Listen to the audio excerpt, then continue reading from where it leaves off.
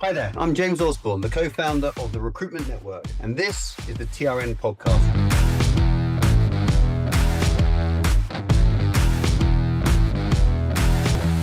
Every week, we unpack the strategies, the technologies, the processes and mindsets fueling today's top-performing recruitment agencies. We take a look behind the scenes of some great recruitment businesses. We listen to the real-life stories of those who have built those businesses, and we learn from some of the industry's greatest thought leaders to help you become both future fit and future relevant.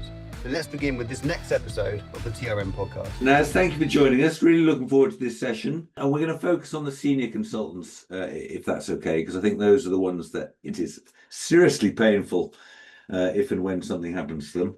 But when you, in your experience with the agencies you currently work with or from your past, what are kind of some of the first signs of disengagement that you tend to see? Cool. Thanks a lot for having me, Gordon. Really excited for the conversation today. And hi to everyone on the call. Definitely get your comments in. Great first question. And actually, it's not as straightforward as people might think. And that's kind of one of the big things I wanted to kind of get across in today's session that I think would be helpful for people. Because when we think about disengagement in recruitment, we think about those red flags that we're kind of trained to think about, right?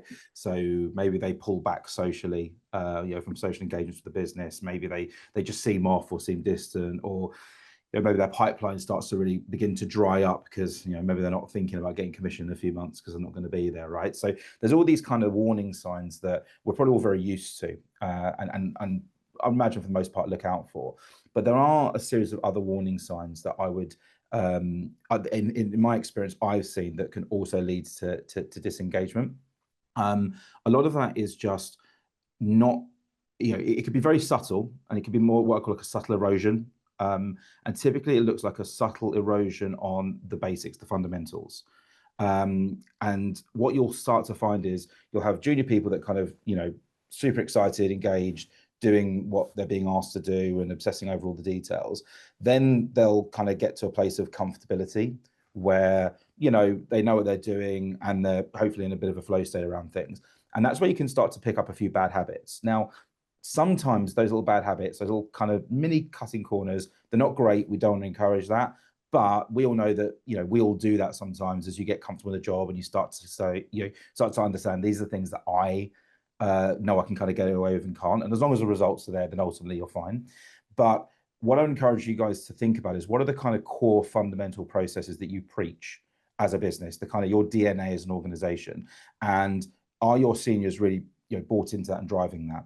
Because if they're not engaged with it, they don't really understand how those fundamental core aspects of your process drive the performance of the business, or they stop believing in that, stop buying into that. That's a sign that potentially there's going to be a moving into a place of disengagement. The other thing I would keep an eye out for is how do they talk about their future in the business, and in line with how you talk about your future for the business.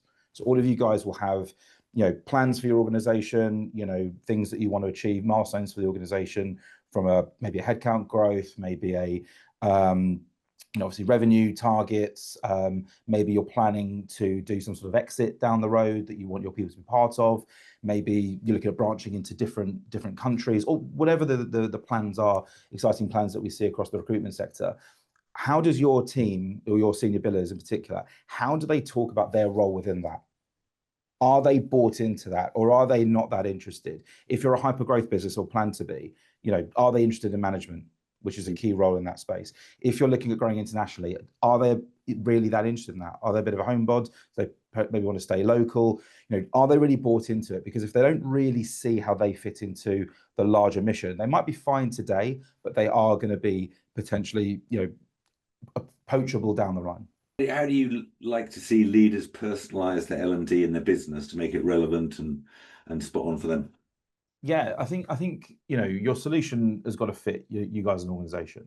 So some companies I work with are like, more than happy to just kind of outsource it to a third party, where it's like, we buy into your model. Can you just come in and run that for our team? And I've done that, and that's great. And I've got off the shelf stuff that are, ready to rock and roll if that's what the business needs.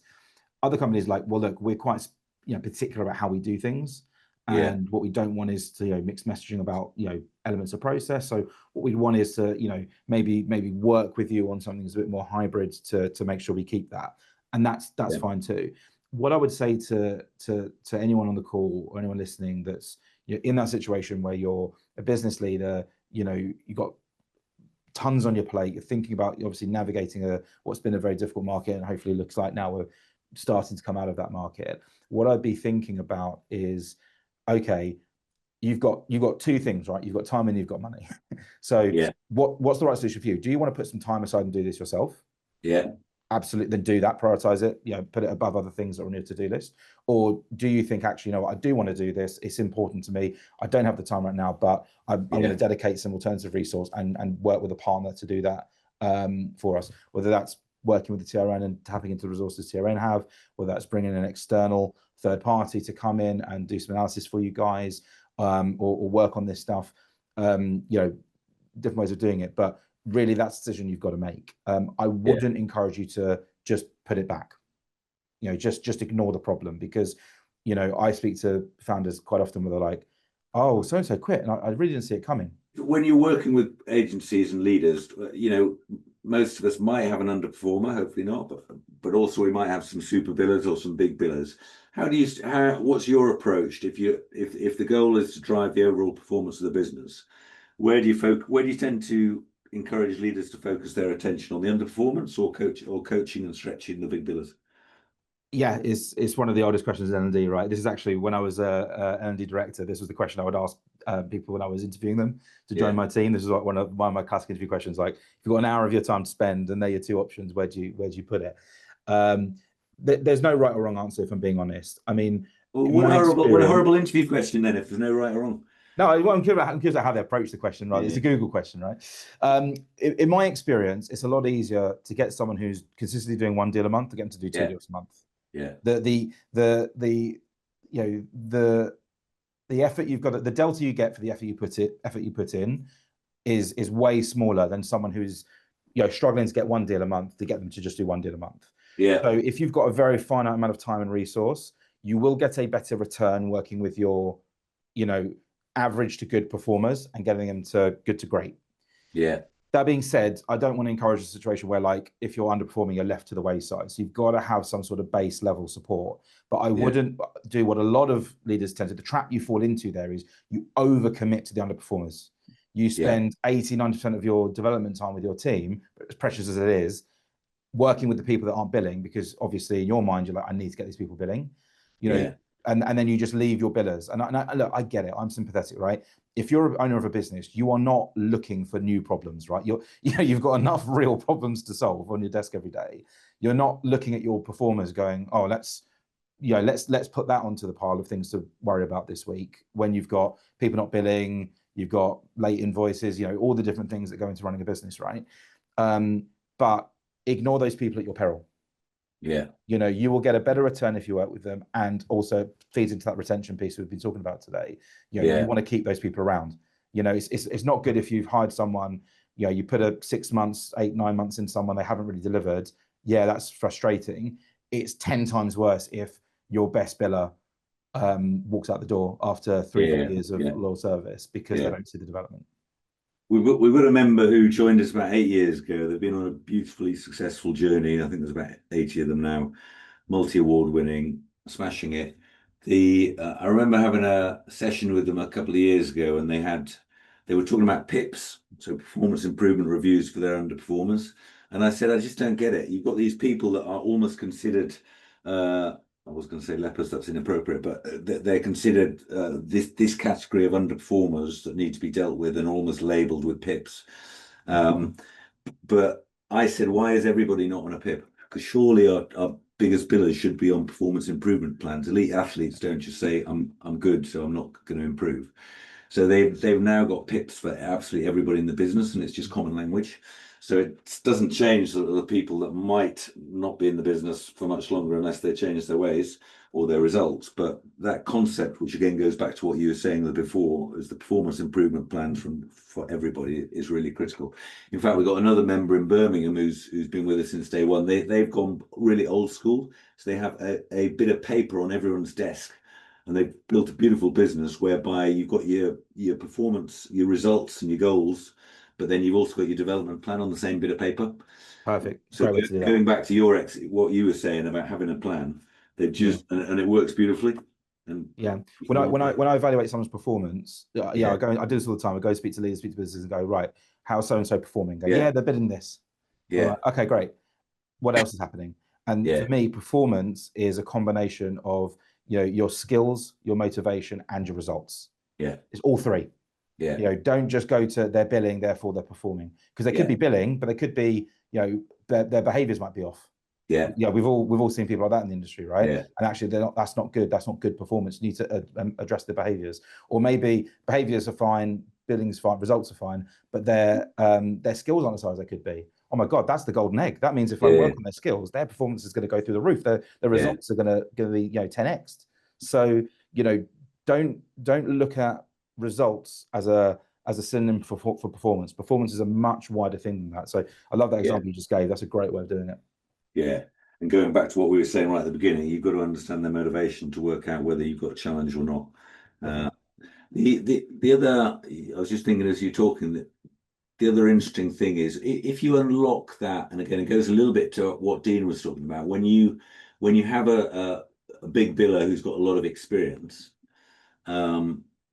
obviously understanding their motivation means you can unlock it and you can start working on the things that might drive them to get better. I did a session about a year ago where somebody asked me to do some sales training, and I've never done any sales training in my life, so I said I won't. But I said I do want to do a bit of a social experiment, and I said, give me your best super biller. And I went down to 12 different members, and I got 12 super billers, and we spent 3 hours in a room together. And I just said, listen, what makes you guys as good as you are? And it was really interesting because, firstly, they didn't know because it was unconscious habit. It was kind of, they did stuff and they knew it worked, so they didn't think about it. They just kept on doing it. But the other thing is they all learned from someone else. Mm-hmm. And they all got really motivated by the idea there is a different and better way to do stuff. And I don't have to just carry on doing the stuff I've been doing. There's a better way, and I don't. And if I look outside my box or my business or whatever, then I will pick up tips and tricks to do things differently. And it was really interesting. And the other observation from that exercise is those big billers were not sharing what they were doing, or that best practice was not being shared across internally. So you had all these junior people who didn't know what the big billers were doing because they weren't mapping it out.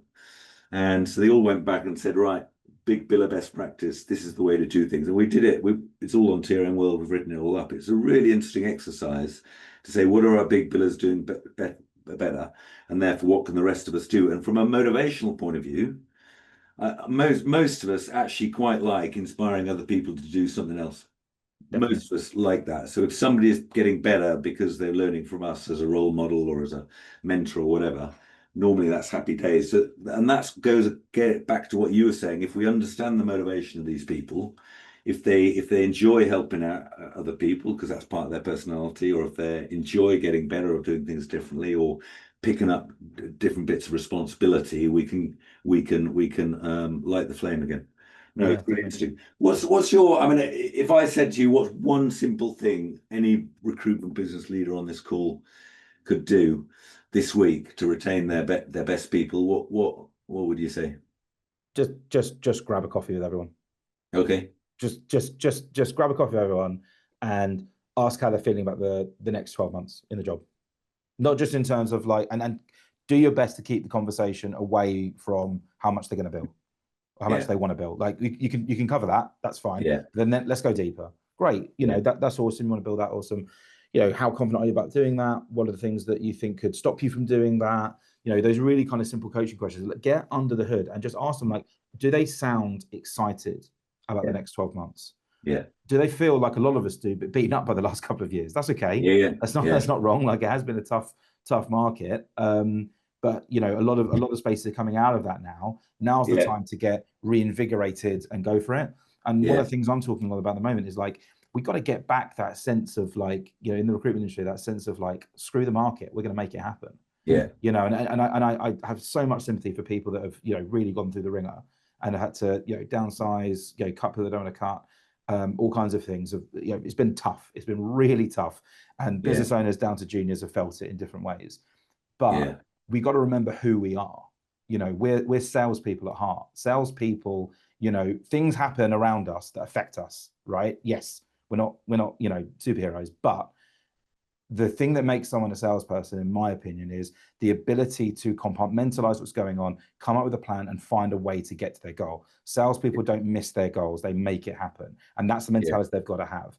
And we'll all have varying periods of success in doing that, but it's the mentality you've got to have in sales of like, let's do it, and just get our swagger back a little bit. I'd love to see that a bit more across different agencies. Like, let's just shake off the last few years and let's really attack it, because there's market share to be gained. There really is. It's a huge, we're all operating in massive markets. If every single person on this call, if all of your businesses gained, 0.5% more market share in the markets you operate in, that would absolutely transform how your P&L is looking. Whether it's not great, good, or looking good right now, it would help you. So, what are we going to do to go do that?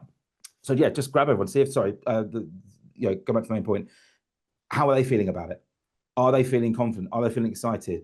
Do they have is there anything you as a leader can do to help them, whether that's spending more time with them, giving opportunities to mentor others and share things with others, getting a subscription to some, masterclass, or getting them onto a new podcast series, or recommending a book they can read, or something, any little thing that's going to help give them something to think about, that's going to aid their development.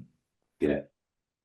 The other thing that I often see is missing is on people's job spec, I rarely see that is their individual responsibility to own their own personal development. And that always should be on there for me. So I should be able to go to anybody and say, what are you doing to better yourself, whether it's knowledge, skills, or mindset, whatever. And then that links back to that plan you were talking about. And you're right, there are so many different ways in which we can develop ourselves in a way that there weren't going back a few years. All right, interesting. So listen, you've a quick question for those on the call, actually, if it's all right. You're and I don't know whether you saw the answers, Naz. Probably less than the majority have got development plans in place, either for themselves or for their team. Some have. So, and again, that's not uncommon, but we do see, and one of the I've worked out for 10 years of running TRN, 3 things that our most successful members do better than other people. One of them is they built this learning culture, which we've been talking about today. They have got it. There's no doubt. Every time I see a member who's flying, they've got the learning culture. So everything that you've talked about, they've invested the time and the effort to really build some development. So they're learning at every level to get better. They've really got the growth mindset. That is absolutely key for every one of them. But I am just interested in a quick question to the audience. How confident are you that your current L&D offer is strong enough to retain your top 20% of billers? To what extent do you think it can play a part because you mapped it out, it's working, it's making a difference, it's unlocking potential? Just a quick yes meaning confident or not confident. And while those answers are coming in, one of the things I noticed in the responses on the development plans, Helen here talks about everyone apart from me, the owner. Helen, get yourself a development plan.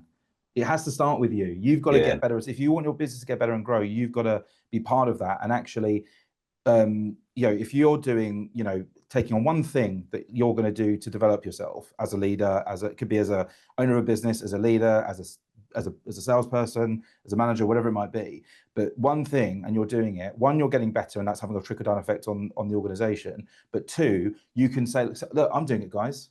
I'm the busiest one here, and I'm finding time to develop myself. And that you can use it as a tool to kind of encourage maybe slightly more reluctant people, or people think they haven't got time for this stuff, to take a bit more ownership over their learning and put time into their own development. So, I'm a passionate believer that CEO down, everyone should have a development plan for sure. Yeah, and we are role models. So if we want to demonstrate that we're trying to improve ourselves, then if we don't, then that can have implications on the other people. Naz, thank you so much. That was, you and I don't know each other that well, but you came so strongly recommended. I said, I'm getting on this one with Naz. So really good to meet you, and we'll be talking again a lot. Thank you, everybody in this call. I hope that was useful. If it's helped you identify some gaps or help reinforce that what you're doing is actually good stuff, then happy days. Have a great rest of the week, and we'll see you all soon. Thanks, everyone. And that's a wrap for this episode of the TRN podcast. Thank you for listening. And make sure you grab the free episode toolkit. All the links are in the description. And click follow in your podcast app so you can get notified of our next episode. If you want to get more out of your business and your people, then please unlock 30 days from our platform, TRN World, for free. And help yourself to all our training content, our guides, our templates, and peer insights. You can get started at trnworld.com/trial.